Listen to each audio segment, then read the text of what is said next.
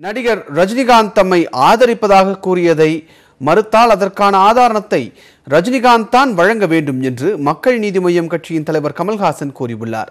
முதன்மை செய்தி ஆசிரியர் மு. குணசேகரனுக்கு பேட்டியளித்த அவர், பகிரங்கமாக ஆதரவை வெளிப்படுத்தாத ரஜினிகாந்திடம் திரும்ப திரும்ப கேட்பது நன்றாக இருக்காது என்று கருத்து தெரிவித்தார். நண்பர் திரு ரஜினிகாந்த் உங்களை ஆதரிப்பதாக சொன்னார், ஆதரிப்பார் அப்படின்ற நம்பிக்கை உங்களுக்கு இருந்துகிட்டு இருந்தது.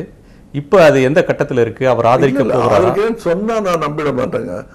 கூட்டத்துக்கு வரணுங்கிறது கூட இல்லை. நீங்க கேட்கறீங்க இல்லையா ஒரு கேள்வி, அதாவது மக்கள் கூடுவதெல்லாம் ஓட்டாக மாறுமான்னு, சொல்லுவதெல்லாம் செயலாக மாறுமான்னு கேட்கிறேன் நான். அதனால அவங்க சொன்னாங்க, ஒரு லௌகீகத்திற்காக சொல்லி இருக்கலாம், இல்லை அதை தாண்டி என்றால் அதற்கான ப்ரூஃப் அவங்க தான் கொடுக்கணும். உங்களை ஆதரிப்பதை பகிரங்கமாக அவர் வெளிப்படுத்தணும்ன்றீங்க. பண்ணணும்னா அவரை தான் செய்யணுமே தவிர நான் திரும்ப திரும்ப கேட்கக்கூடாது. அது நல்லா இருக்காது. செய்வார்ன்ற நம்பிக்கை இருக்கா? நம்பிக்கை இருந்தது. இப்ப நாள் நெருங்கிட்டு இருக்கு. இந்த 2 நாள்ல கூட பண்ணலாம். பட் இந்நேரம் வந்திருக்கணும். வரையதான் சொன்னாரு. வரலன்றது உங்களுக்கு ஒரு ஓரத்துல ஒரு வருத்தம் இல்லைங்க. எனக்கு மக்களை விட என்ன, எனக்கு ரஜினி அவர்களையும் என்னுடைய பாதி வாழ்க்கையில தான் தெரியும். பட் மக்களை எனக்கு 4 வயசுல இருந்து தெரியும். அவங்க வராங்க, இன்னும் வந்துட்டு இருக்காங்க. அது போதுமானது. ரஜினி அவர்கள் நேரம் ஆதரித்திருந்தால் மகிழ்ந்திருப்பீங்க.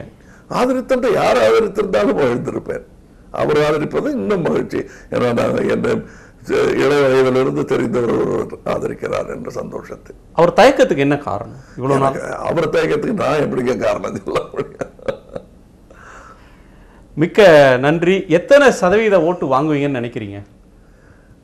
அது வாங்கும்போது பார்த்துக்கலாம். இப்போ அந்த ஏசியெல்லாம் வேணாம். கண்டிப்பா எங்களுடைய விமர்சகர்கள் எங்களுக்கு என்ன கிடைக்கும்னு சொன்னாங்களோ அதுக்கு 2 மடங்கு.